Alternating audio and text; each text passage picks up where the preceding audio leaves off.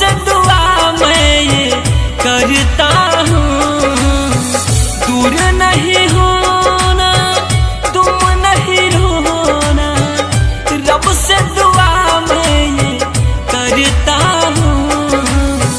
तुझको ही याद करके ओ मेरी सोना, सोने की कोशिश में रहता हूँ। हाँ, तुझको ही याद करके ओ मेरी सोना, सोने की कोशिश में रहता हूँ।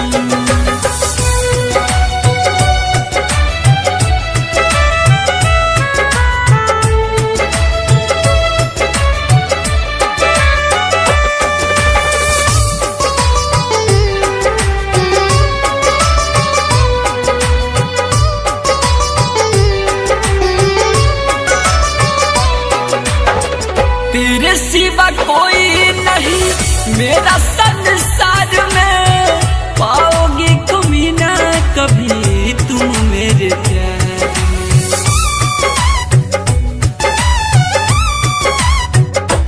हाँ हाँ हाँ, तेरे सिवा कोई नहीं मेरा संसार में, पाओगी कभी ना कभी तुम मेरे प्यार में। जब तक न बात करूं भूख नहीं लगती, गिरता कभी मैं संभलता हूँ। तुझको ही याद करके ओ मेरी सोना, सोने की कोशिश में रहता हूँ।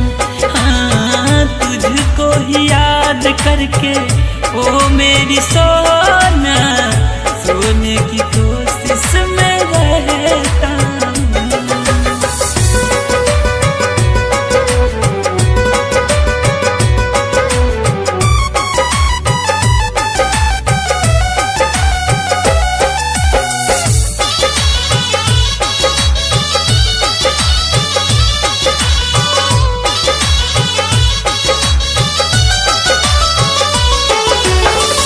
पागल के जैसा चाहूं क्या यही कसूर है, हमको बताओ जानू क्यों तू इतना दूर है।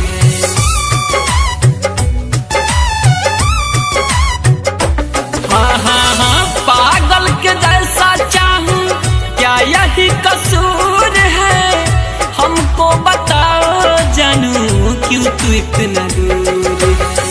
जब भी तेरी याद आए आंसू छलकते, दर्द जुदाई का सहता हूँ। तुझको ही याद करके ओ मेरी सोना, सोने की कोशिश में रहता हूँ। हाँ, तुझको ही याद करके ओ मेरी सोना, सोने की कोशिश में रहता हूँ।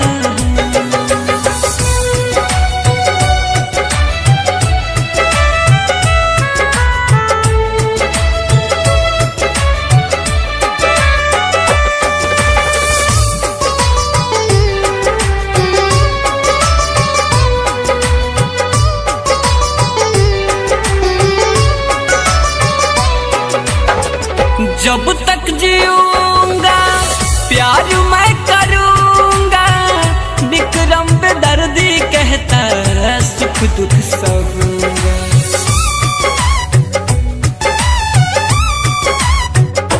हाँ हाँ, जब तक जीऊंगा प्यार मैं करूंगा, रोशन राहुल कहता सुख दुख सहूंगा।